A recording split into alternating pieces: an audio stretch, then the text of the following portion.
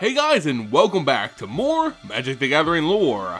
Today let's continue our planar profile series by looking at a plane ravaged by time, but not in the traditional sense. Those who dabble in magic long since forgotten have traveled to this nomadic world ruled by clans and changed its very fate, disturbing the timeline and forming two stories for the same world.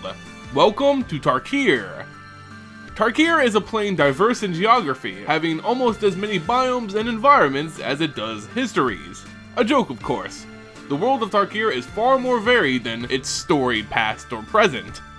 Powerful conditions range from arid deserts to sprawling tropical jungles, and everything in between. From the frigid peaks of the northern mountains to the mild breeze of the sun-kissed plains, Tarkir has a climate to fit any traveler's tastes. As varied as these ecosystems are those who choose to dwell in them, the 5 warrior clans of Tarkir. For countless generations, these warring groups of rivals have fought over anything they could think of, from territory to food, even just for the sake of fighting.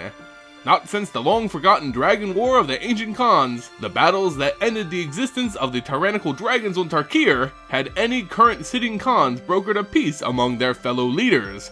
This one-time alliance has since gone the way of the dragons, and now Tarkir is ruled by new tyrants consumed by war and blood. The Mardu Horde, the aptly named clan that rules the wastes of Tarkir. This warrior clan emulates the speed of the dragons who once ruled this world, taking dragon wings as their sigil and practicing lightning strike tactics in battle. Speed to the Mardu is everything. Move quick to overwhelm your enemies, and move quicker still to your next. The Mardu are in perpetual war. They do not rule the territory they conquer, ruling is slow and tedious. Those of the Mardu move in a giant warband, jumping from battle to battle, taking what they need and killing as they please. Every member fights for their own personal glory.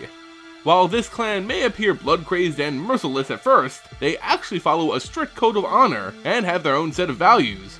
Sure, they include endless war and killing, but a clan needs a code nonetheless. To conquer is to eat, to rule is to bleed, victory or death. These are the shared values of the Mardu Horde. Each man and woman of the Horde fights for their next meal, and for the overall security of the clan. The warriors who make up the warband fight for their own honor, hoping their skill, bravery, and, numbers are great enough to receive a war name. War names symbolize the greatest of the Mardu Horde. Your old name is lost, and you take the identity you find most fitting in battle. Names like Skullcracker, Sharptusk, and Ankleshanker are among the Horde's most famous. War names are only granted to those displaying brutal acts of honor, and are granted by the grace of the Khan, the ruler of the clan. For the Mardu Horde, their Khan is a large ogre known as Zurgo Helmsmasher. Proving his strength in numerous battles, Zurgo rose to the head of the Horde through his own efforts. Now he commands an endless legion of horse riders, chargers, and marksman archers, including races from humans, ogres, and goblins, all from his stronghold of Wingthrone. As a sign of his position and power, the Mardu Warchief takes his seat in a throne made from the skull of a dragon. The head of one of the most powerful creatures to ever rule Tarkir now serves as a chair to Zurgo Helmsmasher. The Mardu Horde pillage, conquer, and kill. This is their only desire. To survive, and survive well until meeting a glorious death in battle. While the Mardu survive through war, another clan, the Temur, survive through pure will and determination. Making their home in the frigid north of the Temur Frontier, this clan fights off the climate as well as rival Khans. Emulating the savagery of the once powerful dragons of Tarkir, the Temur have taken the sigil of a dragon's claw, and proven they're just as tough and savage as the Qualsisma Mountains where they make their home. The Temur are a nomadic clan. They travel, much like the Mardu, but rather than conquering, they follow game animals on migration trails. The Temur also raid rival clans from time to time, but they have no desire to conquer. They are content with ruling their own, and fiercely protect their territory from any intruder.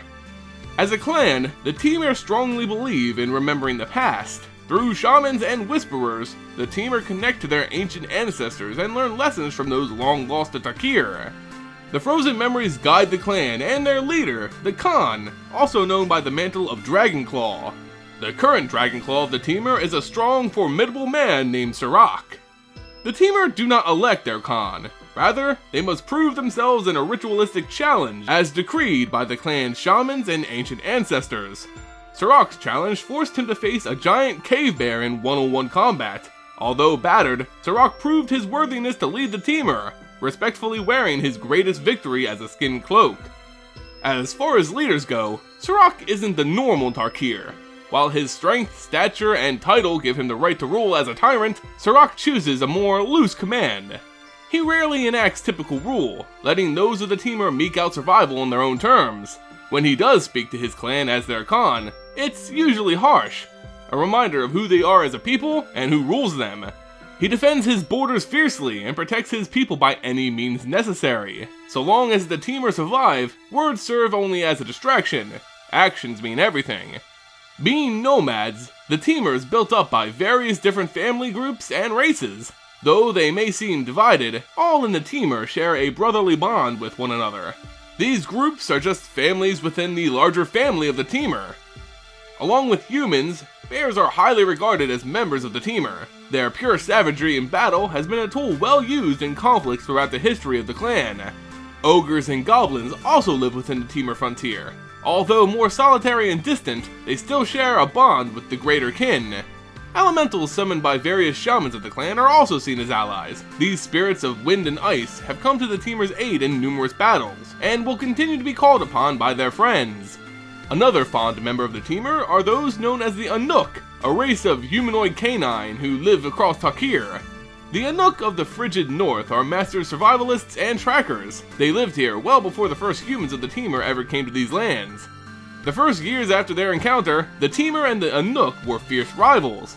But after a number of battles, the two groups grew a great respect for one another.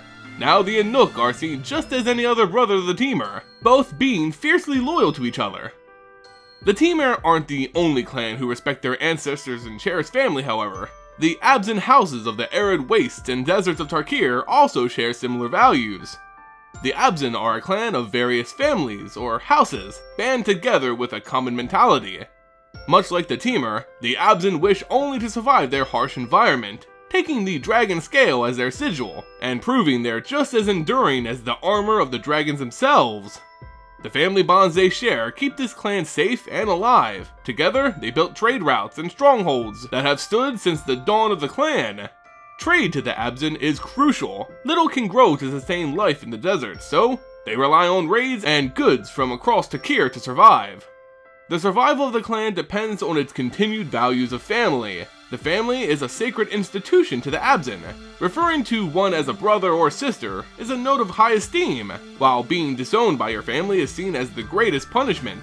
Even those born without a family, orphans or krumar, can be adopted by a family and respected in the community just as anyone else. And within the constant turmoil of Tarkir, orphans are never in short supply. The mages of the Abzan practice a type of necromancy known as spirit speaking. They call upon the souls of their dead ancestors in order to ask for guidance and, in extreme cases, to even fight for the Abzan. Even in death, the family bond lives on. These spirits are given form by Anuk sandcallers, wrapping the wisps in a solid swirl of sand. They fight out of love for the protection of their families and the Abzan.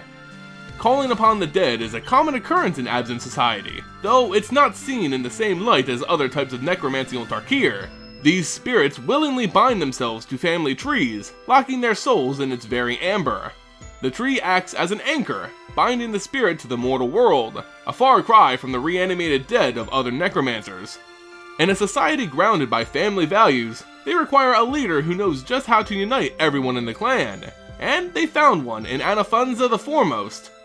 As Khan of the Abzan, Anafenza leads by example. In war, she's the first to charge, in her chariot pulled by a pair of prized ibex. She commands from the front lines, showing all that a leader should fight with those who follow. This is her mentality in all things as a ruler. From her throne in the Mirek fortress, Anafenza metes out justice and law fairly, ruling as both a Khan and the ultimate father of the greater Abzan family. She hopes to one day join her fellow rulers of the Abzan in the ancient First Tree, the anchor of all the greatest former Khans. In this pursuit, nothing will ever topple her family so as long as she rules, and even in death, she'll continue to defend the Abzan. While some clans fight for family and survival, others do so out of pure greed and desire to rule all of Tarkir, such as the insidious Sultai Brood. Making their home in the human jungles of Tarkir, the Sultai are less of a clan made up of like-minded individuals and more of a caste society divided by slaves and rulers. Those who would rule have given the Sultai the sigil of a dragon's fang, a symbol for the clan's ruthlessness, a trait the Sultai display every chance they get. The rulers of the Sultai are the Naga, a race of humanoid snakes who are powerfully adept at magic, leaving the hand-to-hand combat to those who they feel are inferior. The Naga's power rests in their necromancy, fueling their legions with countless dead reanimated with servitude as their only purpose. The Naga rule with an iron fist, or claws in their case. All other races of the Sultai are seen as lesser beings, meant only to serve the greater Sultai. Humans are barely more respected than the mindless undead. The Naga's greed is their only motivation. They fight the other clans in search of rich plunders and control of new lands. Their dark magic is used to further their own interests, hoping it will eventually cast a shadow over all of Tarkir. The Sultai's greed has bred some of the plane's most skilled merchants. As trademen of the Sultai, they hope to bring back treasures that please their Naga overlords, hoping to secure a noble place by their sides. The Sultai also employ numerous assassins, skilled killers who train their entire lives to kill a single target. They're used to deal with obstacles without thinning out the undead ranks. The Naga would have you believe that they've been in power since the beginning, but that's not really the case. Before the formation of the Sultai Brood, the jungles of Tarkir was home to runaways and criminals escaping justice. As these lowlives band together into a clan, they thought of ways to expand their power. They found deliverance in demons known as Rakshasa. These demonic spirits resembling felines are conduits of ancient and dark magic. They were willing to share this power with the Sultai, but at a cost. The Rakshasa are just as vain as the Sultai, and demanded a great sum of gold for this gift, while also transforming the greatest of the human mages into the Naga that rule today. Even now, the Rakshasa demand payments for their continued assistance in the Sultai Brood. So long as the Naga rule, they must pay. Ruling the Sultai from her decadent Kuru temple, Queen Sidisi, the Blood Tyrant, casts her will upon the people. Her personal greed and desire for power cannot be outmatched by any other on Tarkir, but none can question her ambition and tenacity. In a culture ruled by backstabbing and power struggles, she's masterfully perfected the delicate dance that is commanding the Sultai. Be careful if you ever find yourself in their jungles, however. Many would be considered only useful as feed in their crocodile pits, and nothing more. Standing in harsh contrast to clans like the Sultai and Mardu, the patient monks of the Jeskai live in a world of knowledge and harmony. This clan values cunning over all else, and thus they've taken the dragon's all-seeing eye as their sigil. The Jeskai make their homes in the mountainous peaks of Tarkir, with strongholds buried into cliff faces as well as along riverbanks. In a world as bloody and unforgiving as the Tarkir of Khans, the Jeskai stand proud as one of the more sensible clans. The Jeskai follow simple but practical values: discipline, enlightenment, traditionalism, and industriousness. Discipline in practice and training of all things. Warriors and monks discipline themselves in a weapon of their choice, mastering every subtle move, while scholars spend countless hours poring over ancient tomes to find hidden knowledge. Enlightenment, finding the true nature of the world and understanding it. One can find this nature through their own works and studies, and it means different things to different people. It could be the calmness of a resting lake, the compassion of sparing an enemy, or the bloodfire of a frenzied battle. Traditionalism, the art of following the traditions passed down from each specific discipline in Jeskai tradition. Each stronghold practices in different arts of higher enlightenment, whether that be pearl dancing or the annals of Sage Eye. Follow what fits you best, but adhere to those traditions. And finally, industriousness, the practice of practicality over vanity. The Jeskai believe greed is a sin of the mind, and thus you will not find any of their strongholds adorned with gold or frills. They're built strong and dependable, symbolizing the Jeskai themselves. Those in the Jeskai find themselves following one of three paths, or ways. This is why the clan's often referred to as the Jeskai Way. The way of the artisan values skilled works in weapon crafting and architecture. A skilled smith in the Jeskai is just as valuable as those who wield the blades. The Way of the Mystic fosters students in the art of magical prowess, filling the clan with monks and teachers. And the Way of the Wandering Warrior fills the territory with nomadic arbiters of justice, who act as scouts and spies. From her stronghold of Sage Eye, Narset the Enlightened Master serves as the Jeskai's Khan. Although the other strongholds and minor fastings of the Jeskai rule themselves in their daily operations, Narset is ultimately the leader of the Jeskai. Some believe Narset has a secret potential still locked away in the young master, but she's unaware of it, and probably for the better. Leading the Jeskai is no easy task. It takes great skills in both diplomacy and war, patience and peace, but also a firm hand. Narset has spent countless hours of her life studying the great ancient Khans of the Jeskai, and so far, she hasn't disappointed. She commands her people in an equal manner, regardless of their race, which the Jeskai are particularly diverse in. Their order is made up of humans, Aven, Ifrit, and the Genie. Aven are a race of humanoid birds, and while some serve in other clans, those of the Jeskai are superb wind mages and scouts. The Ifrit are a race of elementals who are perpetually on fire. Their temper often makes them fierce warriors, but the Jeskai have taught them how to control their inner rage. And the Genie, who are actually spirits made flesh in service of the ideals of the Jeskai. The Jeskai put the whole of Tarkir into consideration when an action is set into motion. No other clan could claim the same. Being the Watchers of the Plain, Narset and her clan will ensure their continued survival, regardless of the whims of the other Khans. Tarkir isn't just home to these warring clans, however. It's also the birthplace of the planeswalker Sarkhan Vol. This man has grown obsessed with the dragons who once ruled his plane, and thus has dedicated his life in search of one beast worthy of his service. Yet, he would have to wait till his planeswalker spark ignited in order to fulfill his goal. He was originally a member of the Mardu Horde, a respected warrior of Zurgo Helmsmasher. But, during one of their many raids together, Sarkhan Vol was dealt a mortal blow by an enemy warrior.